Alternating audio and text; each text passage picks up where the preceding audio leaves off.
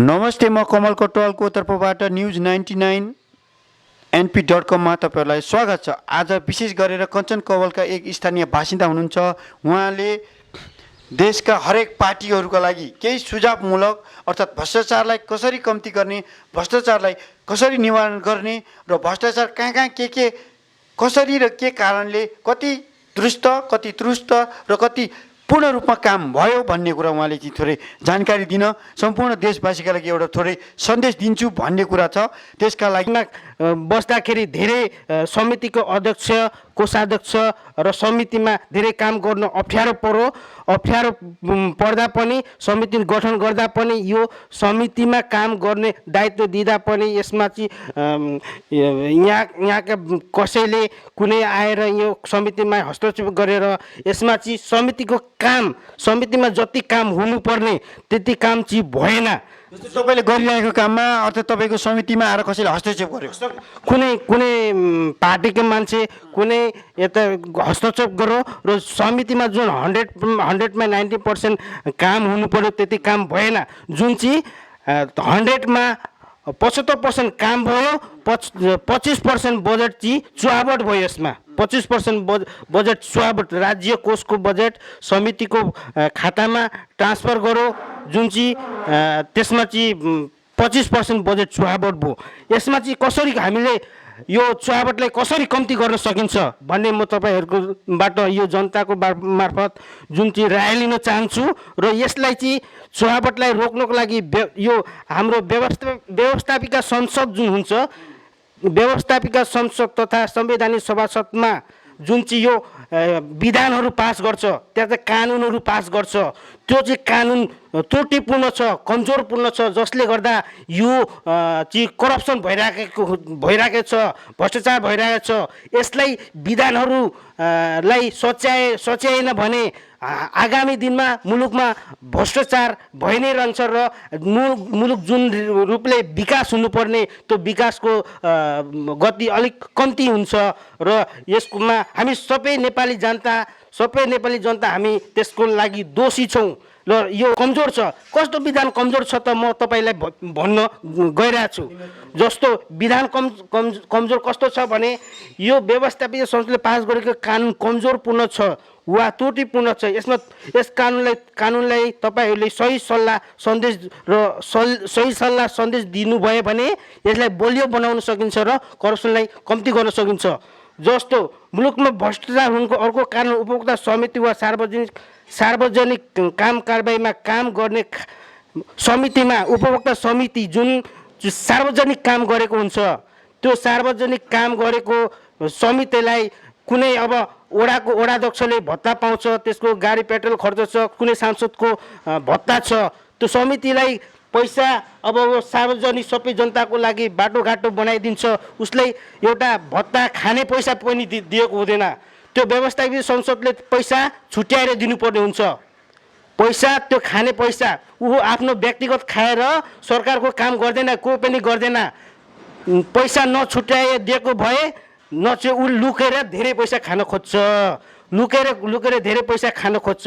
र अर्को कारण के हो, जुन उपभोक्ता समितिमा जुन करप्सन हुन्छ नि, त्यो करप्सन हुनु जुन फर्चोटमा जुन हिसाब पेश गरेको हुन्छ नि, त्यो हिसाब कुनै सत्य हुँदैन। त्यसमा बढाइ चढाइ गरी लेखेको हुन्छ, त्यो हिसाब बढाइ चढाइ गरी लेखेको हुन्छ। अनि त्यो हिसाब सत्य हो भने फर्चोट गर्छ क्या, त्यो हिसाब बढाइ चढाइ गरी लेखेको हुन्छ र त्यसमा करप्सन हुन्छ। र त्यो बढाइ चढाइ गरी किन लेखेको हुन्छ त? किनभने बढाइ चढाइ गरी लेखेन भने भोलिबाट उनी आफ्नो गोजीबाट अथवा खान पैसा हुँदैन, आफ्नो गोजीबाट खाएर उपभोक्ता समितिको अध्यक्ष, सचिव, कोषाध्यक्षले गर्नुपर्ने हुन्छ। त्यो खाने पैसा चाहिँ छुट्याइदिनु पर्ने हुन्छ। र अर्को कुरा के भन्छु भने यो उपभोक्ता समितिमा जुन चुहावट हुन्छ, एउटा कुरो यो समिति निर्माण गर्दाखेरि पढे लेखेको नपढे लेखेकोलाई चाहिँ समितिमा राखिदिन्छ, समितिको अध्यक्ष, सचिव, कोषाध्यक्ष नपढेकोमा राखिदिन्छ र उनीहरू माइनेट लेख्न जान्दैन। माइनेट कसरी तयार गर्ने, समितिको निर्णय कसरी तयार गर्ने माइनेट लेख्न जान्दैन र त्यो नपढेको उपभोक्ता समितिमा अध्यक्ष बन्छन्, माइनेट लेख्न जान्दै अरूको हातमा लेखाउँछ र अरूलाई पनि कमिसन दिन्छ। कमिसन त्यो पैसा उतातिर गयो, अरूलाई कमिसन दिएर त्यो माइनेट लेखाउँछ। अर्को कुरो, अनि म के भन्छु भने उपभोक्ता समितिमा बस्दाखेरि अथवा कुनै उपभोक्ता समितिमा बस्दाखेरि कम्तीमा 8 क्लास अथवा एसएलसी उत्तीर्ण गरेको हुनुपर्छ। त्यो अनि त्यो विधि विधानमा निर्धारण गरेको हुनुपर्छ, अनि समितिमा उपभोक्ता समितिमा बस्न पाउनुहुन्छ। अनि त्यस्तो त्यो गर्दा हाम्रो करप्सन अलिकति कम्ती हुन्छ। र अर्को कुरो के करप्सन चाहिँ यहाँ तपाईँको देशमा अर्थात् पार्टीले कसले चाहिँ गर्यो, कहाँ चाहिँ गर्यो जस्तो लाग्छ क्या तपाईँको आधार प्रमाण अनुसार? मलाई चाहिँ यो करप्सन अब व्यक्तिलाई यसै व्यक्ति फलाना गर्यो भने भन्ने कुरो अलिकति मिल्दैन। अरू करप्सन चाहिँ भयो, मैले हिसाब चाहिँ अनुमान गर्दाखेरि तपाईँसँग डाटा छ करप्सनको? मसँग करप्सनको डाटा त अब यस्तो हो क्या, मैले हिसाब चेक गर्दाखेरि अब सरकारको खाताबाट यो गाउँपालिकाको खाताबाट जुन एनआइसी एसिया ब्याङ्क लिमिटेडबाट गाउँपालिकाको खाताबाट चाहिँ यो खाता नम्बर 67CA 40119742403 यो चाहिँ गाउँपालिका खाताबाट जुन चाहिँ हाम्रो समितिको बजेट 11,64,191 रुपियाँ यो समितिको खातामा पैसा ट्रान्सफर गरौँ अथवा खातामा पैसा भर्यो गाउँपालिकाले यति पैसा भर्दाखेरि यति जुन चाहिँ 11,65,191 को जुन खातामा पैसा भयो त्यति पैसाको काम चाहिँ भएको छैन। 100% भन्छु। त्यो जुन बजेट आयो त्यसको काम भएन भने त्यो पैसा चाहिँ कसले खायो, कहाँ खायो, एउटा कुनले लग्यो जस्तो लाग्छ? अब त्यो बजेट आएको अब समितिको समिति खाता सञ्चालन गर्ने एउटा माइनेट लेखेको हुन्छ, त्यो पनि माइनेटमा पनि कृत्य सही गरेर समितिको कृत्यहरू सही चोरी गरेर त्यो अब सही पनि कृत्य हुन्छ, सही कृत्य गरेछ, सहीहरू कृत्य गरेछ। अनि सही चाहिँ अब गाउँपालिका अफिसले सही कृत्य हो कि के हो सही चेक नगरिकन पास गरिदिएछ। अनि जो समितिमा बसेका मान्छेले गरे तर गाउँपालिकाले चाहिँ राम्ररी विकास गरिरहेछ भन्ने तपाईँको विचार हो? गाउँपालिकाले राम्रो विकास गरेर बजेट राम्रो दिइरहेछ, यो यस्तो हो क्या। समितिले चाहिँ गडबड गरेको, काम गर्ने समितिले काम गर्ने समितिमा यस्तो हुन्छ, 3 जनाको नाममा खाता हुन्छ, 3 जनाको सिग्नेचरमा खाता सञ्चालन हुन्छ र त्यो 3 जनाको नाममा खाता सञ्चालन भएको 3 जना बाहेक भएको रकम टच गर्न पाउँदैन। रकम त 3 जनाको नाममा जम्मा हुन्छ, अध्यक्ष सचिव कोषाध्यक्ष 3 जनाको नाममा खाता जम्मा हुन्छ र त्यो 3 जनाको नाममा खातामा अरू समितिले हस्तक्षेप गर्न पाउँदैन, अरू समितिका मान्छे हस्तक्षेप गर्न पाउँदैन। तर वास्तवमा यथार्थमा अब यो बुझ्दाखेरि यो यस्तो करप्सन अब किन हुन्छ त? यो वास्तवमा जति बजेट दिएको छ त्यति बजेटको काम चाहिँ भएको छैन। यसमा 25% चाहिँ करप्सन भएको छ, पैसा चाहिँ जस्तो अन्तिममा तपाईँ निष्कर्षमा तपाईँसँग केही पेपरहरू छ, तपाईँलाई केही डाउट छ, मान्छेले गाउँपालिकाले चाहिँ विकास गर्न पैसा दियो तर समितिबाट काहीँ कामलाई चाहिँ कमजोरी पैसा लुकाएर काहीँ चाहिँ काम कमजोरी गऱ्यो भन्ने तपाईँको धारणा छ। जस्तो अन्तिममा जसले भ्रष्टाचार गर्यो, जसले जुन टाइमबाट तपाईँले पेपरहरू निकाल्नु भएको छ, तपाईँलाई केही थोरै शङ्का छ, तपाईँसँग प्रमाण छ होइन, त्यसको आधारमा सम्पूर्ण अन्तिममा तपाईँ के निचोडमा निकालेर भन्न चाहनुहुन्छ कि के चाहिँ जस्तो तपाईँको धारणा चाहिँ के छ? अन्तिम धारणा मेरो अन्तिम धारणा के छ भने नि, जस्तो यो राज्य समितिको पैसा यो सरकारको पैसा हो, समितिको पैसा सरकारको पैसा, यो एउटा कोष खडा गर्नुपर्ने हुन्छ सरकारको तर्फबाट। कोष जति मतलब यो काम कति भयो, काम जति भयो बाँकी पैसा कति रह्यो त्यो कोषमा चाहिँ जम्मा गर्नुपर्ने हुन्छ र त्यो कोषमा जम्मा भएको त्यो कुनै व्यक्तिमा जाँदैन, सरकारको कोषमा रहन्छ। भोलि गएर त्यो पैसा रिन्यू भएर विकास निर्माणमा कार्यमा जान्छ। र अर्को कुरो के भन्छु भने यो समिति जस्तो हामी समिति चाहिँ जस्तो नेपालमा 3, 4, 5वटा जम्मा पार्टी छन्, त्यो पार्टी मध्येमा तपाईँको विचारमा तपाईँको धारणा तपाईँसँग प्रमाण भएअनुसार कुन चाहिँ पार्टीले चाहिँ गर्यो होला त? कुन चाहिँ पार्टीका नेताले अथवा कुन चाहिँ पार्टीका कार्यकर्ताले भ्रष्टाचार गरे जस्तो लाग्छ? अब पार्टी अब भन्न सकिँदैन, जुनसुकै पार्टी भए पनि बजेट गाउँपालिकामा ल्याउँछ, सार्वजनिक कामको लागि बजेट ल्याउँछ र त्यसको लागि बजेट ल्याइसकेपछि यो आफ्नै गाउँठाउँको विकास हुन्छ। पार्टी अब जुनसुकै पार्टीले ल्याउँछ, अब यो गत वर्ष राप्रपाले राम्रै बजेट ल्यायो, राम्रै विकास भएको छ, बिजुलीको विकास भयो, ग्राभेल बाटोको विकास भयो, यता सब जमीको राम्रै विकास भइरहेछ। तर मैले चाहिँ त्यही देख्छु क्या, अलिकति करप्सन चाहिँ अलिकति धेरै देखियो, त्यसमा चाहिँ कम्ती गर्न सकिन्छ। जुन चाहिँ विधानहरू म अहिले तपाईँलाई भन्न गइरहेको छु, जस्तो विधान निर्देशिकाहरू पास गर्नुपर्ने हुन्छ, उपभोक्ता समिति गठन गर्दा निर्देशिकाहरू पास गर्नुपर्ने हुन्छ, जुन चाहिँ निर्देशिका यस प्रकार हुन्छ, जुन चाहिँ निर्देशिका समितिले माइनेट लेख्दाखेरि समितिको सही मात्रै हुन्छ, त्यसमा समितिको मान्छे छाप एउटा फिङ्गर पनि दिँदा हुन्थ्यो नि।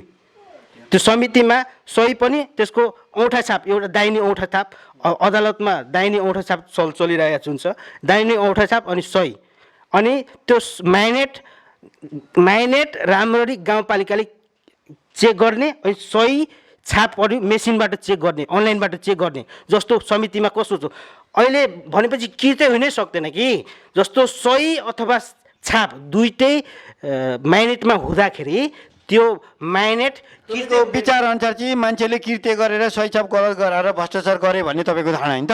र अन्तिममा तपाईँ चाहिँ होइन के दुई शब्दमा अन्तिममा टुङ्ग्याउँदा के भन्न चाहनुहुन्छ जनताहरूलाई? म के भन्न चाहन्छु नि, यो भ्रष्टाचार कम्ती गर्नको लागि यो उपभोक्ता समिति गठन गरिसकेपछि त्यसमा निर्णय लेख्दाखेरि त्यो उपभोक्ता समितिमा बसेको हुन्छ, त्यसमा त्यसको सही पनि हुनुपर्छ, त्यसमा त्यसको छाप पनि हुनुपर्छ, र गाउँपालिकाले जुन चाहिँ सम्झौता गर्छ सबैको औँठा सबैको मेसिनमा चेक गर्ने। जस्तो अहिले मोबाइल ब्याङ्किङ छ, फिङ्गर स्क्यान गर्दाखेरि त्यसको एकाउन्टै खोल्छ नि। अहिले मोबाइल ब्याङ्किङमा तपाईँ फिङ्गर एकाउन्टको ब्याङ्क एकाउन्टै खोल्छ भने त्यसरी स्क्यान गर्न सकिन्छ। स्क्यान गरेर त्यो माइनेटहरूलाई बलियो बनाएर त्यो किर्तै गर्न सकिँदैन। अनि अर्को कुरो त्यसमा भयो हिसाब। अब हिसाब जुन मैले भने नि, त्यसमा हिसाबहरू बढाइ चढाइ गरेर लेखेको हुन्छ। त्यो बढाइको धारणामा चाहिँ युवाहरूले चाहिँ भ्रष्टाचार जहाँ भएको छ, जुन देशैभरिका मानिसहरूले चाहिँ भ्रष्टाचार जहाँ भएको छ, त्यसमा काहीँ समितिले काहीँ कमजोरी छ भने त्यसलाई सुधार्नु भन्ने तपाईँको अन्तिम धारणा होइन त? र दुई चार शब्द राखिदिनु भएकोमा त्यसको लागि धन्यवाद छ हजुर सर। धन्यवाद। म अझै एक दुईवटा कुरा भन्छु यो करप्सन कम्ती हुनको लागि। जस्तो यो माइनेटमा लेख्दाखेरि सही र छाप दुइटै हुनुपर्छ, र गाउँपालिकाले त्यो सम्झौता गर्दाखेरि त्यसलाई राम्ररी मेसिनमा चेक गर्ने। अनि अर्को कुरा हिसाब जुन पेस गरेको हुन्छ नि, त्यो हिसाब एकदम राम्ररी चेक गर्ने। अनि अर्को कुरो यो उपभोक्ता समितिले अलिअलि पैसा दिनै पर्छ, आफ्नो गोजीको खाएर कसैले गर्दैन। यही भन्दाखेरि यो यसरी विधानहरू संशोधन गर्दाखेरि तपाईँहरूको सन्देशहरू सुझावहरू राम्रो दिँदाखेरि राम्रो मुलुकबाट राम्रो विधानहरू पास हुन्छ र करप्सन चाहिँ कम्ती हुन्छ। जुनसुकै पार्टी भए पनि हामी नेपाली हौँ, हामी राप्रपा भए पनि नेपाली हौँ, काङ्ग्रेस भए पनि नेपाली हौँ, नेकपा एमाले भए पनि नेपाली हौँ, र जेसुकै पार्टी भए पनि नेपाली हौँ, र सबै पार्टीलाई जिताउनुपर्छ। सबै पार्टीको बहुमत सबै पार्टीलाई दिनुपर्छ। एउटा पार्टीलाई जितायो भने एकाधिकार हुन्छ, र एकाधिकार भए पनि त्यसमा करप्सन धेरै हुन्छ। एउटै पार्टी जितायो भने त्यही कारणले सबै पार्टीलाई जिताउनुपर्छ। सबैको समानता भन्छ नि, कानुनमै भनेको छ समानता भनेको सबै बराबर हो। हामी सबै, म आज वडाध्यक्षमा छु भने भोलि म मजदुर पनि हुन सक्छु, आज म वडाध्यक्ष भोलि मेयर पनि हुन सक्छु। मजदुरले पनि एउटा वडाध्यक्ष मेयरमा पनि उसको खुबी छ भने पाउनुपर्ने हुन्छ। ल ठिक छ के, जस्तो हामीले बुझ्यौँ तपाईँले भन्नु खोजेको, अब हाम्रो वडाध्यक्ष मेयर जति छन् यिनीहरूले त्यो पाउनुपर्छ, भ्रष्टाचारलाई कम्ती गर्नुपर्छ भन्ने हामीले यो रायसरलाई बुझ्यौँ। र अन्तिममा तपाईँको धारणा सबै ठिकै छ, राम्रै लाग्यो। र हामी सम्पूर्णलाई के भन्न चाहन्छौँ भने देशमा जति पनि गाउँपालिका वडा जिल्ला हुनुहुन्छ भ्रष्टाचारलाई कम्ती गरिदिनुहोस् भन्दै हामी बिदा जान्छौँ। हस् त, धन्यवाद हजुर।